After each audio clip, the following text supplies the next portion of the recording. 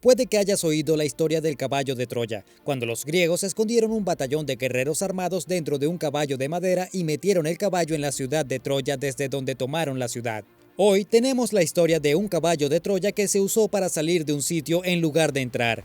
Esta es una de las historias de escape de prisión más impresionantes jamás contadas, y lo mejor de todo es que es real. La historia empieza con un británico llamado Oliver Philpott, u Oli para sus amigos. Durante la Segunda Guerra Mundial, este hombre se hizo un excelente piloto de combate y se unió a lo que se conoció como la Campaña de Noruega, la cual debía liberar a Noruega de Alemania.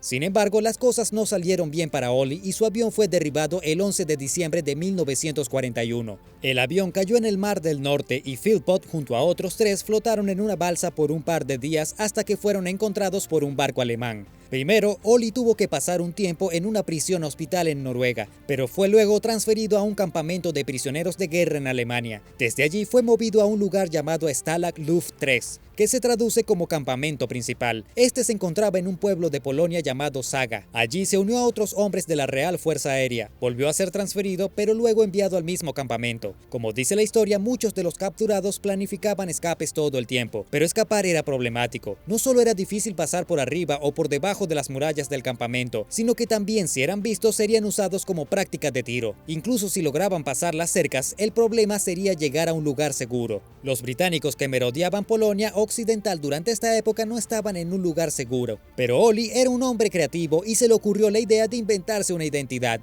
Sería conocido como un hombre noruego que vendía margarina y si era detenido, bueno, estaba en un viaje de negocios. Su nombre sería John Jorgensen.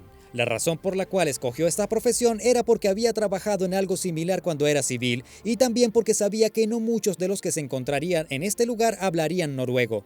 Así que Oli tenía su personaje y una historia muy convincente que creó durante varios días y noches. El problema ahora era idear una manera de salir del campamento. Bueno, otros 2 sujetos llamados el teniente Michael Codner y el teniente de vuelo Eric Williams ya habían concebido un plan y este involucraba un caballo de Troya a la inversa. En 1943 le contaron a Oli el plan y este se unió en su escape. Los hombres construyeron lo que se llama un potro de salto, una pieza usada para mantenerse en forma. Esta luego fue colocada a unos 30 metros de la cerca del campamento. Durante el día, muchos hombres saltaban sobre esta cosa como parte de su rutina de ejercicios, y esto no les parecía extraño a los soldados alemanes quienes estaban acostumbrados a ver a los prisioneros ejercitar a diario. Lo que los alemanes no sabían era que ocurrían cosas bajo el potro, ya que cada día al principio de la rutina, Codner o Williams eran llevados escondidos dentro de la pieza y cavaban un túnel justo debajo de ella. El problema con esto era qué hacer con toda la tierra que era sacada. Ahí es donde entraba Oli, ya que su trabajo era tomar lo que había sido cavado y deshacerse de él en todo el campamento. Después de cada sesión de excavación, el hoyo era cubierto. La forma en la que evitaban que el túnel colapsara era usando madera que habían tomado de cajas de paquetes de la Cruz Roja. Durante 3 horas todos los días la excavación era realizada mientras los soldados alemanes miraban a todos los prisioneros competir para ver quién era el que mejor saltaba el potro. Todo funcionó a la perfección con los hombres siempre llenando el mismo número de sacos de arena cada sesión. Sí variaban el sistema, pero mantenían un número de sacos acordado. Uno de los problemas cuando incrementaron el tiempo de las sesiones era que los sujetos haciendo los saltos se cansaban mucho, pero para octubre el túnel estaba casi completo. Iba mucho más allá de la cerca. Se dice que los hombres casi fueron atrapados en varias oportunidades porque parte del túnel se desmoronaba después de cavar o los guardias casi caían en él. Los excavadores sabían qué tan lejos del suelo estaba el túnel porque usaban objetos afilados para medir la distancia. Solo tenía 76 centímetros del suelo. Los hombres decidieron que en la noche sin luna del 29 de octubre de 1943 escaparían. En total les había tomado 114 días cavar el túnel. A la 1 de la tarde de ese día, Codner fue llevado y encerrado en el túnel. Había un conteo ese día, pero los prisioneros se las arreglaron para falsificar el número. A las 5 de la tarde, Williams y Philpott también estaban dentro del túnel. Lo único que quedaba era esperar hasta más tarde cuando estuvieran cubiertos por la oscuridad. Lo hicieron, pero las cosas no salieron como lo planeado. Cuando decidieron atravesar el túnel, resultó que estaban a 30 centímetros de su objetivo, y en cualquier otra noche eso significaba ser atrapados. Por suerte, el centinela que pudo haberlos visto esa noche llegó tarde a su guardia. Los hombres, cubiertos en tierra y arena, emergieron del suelo como topos. Estaban vestidos de negro y tenían máscaras negras cubriendo sus rostros, y así llegaron a los bosques cercanos donde no serían fáciles de ver.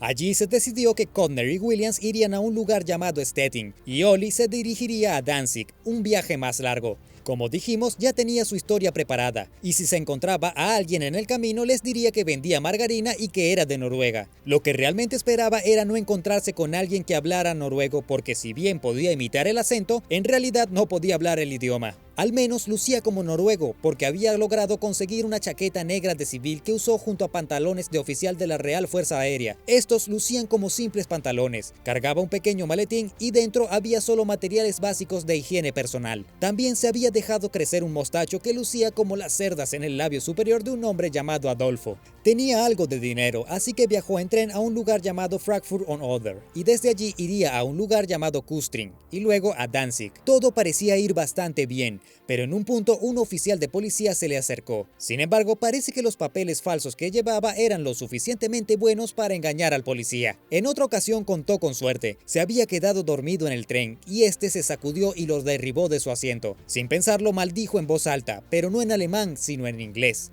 Los demás pasajeros, sin embargo, solo se rieron de él. Así que allí estaba, 23 horas después del escape en Danzig. Un trabajo bien hecho, así que se compró una cerveza. Luego se dirigió a los puertos donde consiguió una habitación y pensó en cómo salir de Danzig.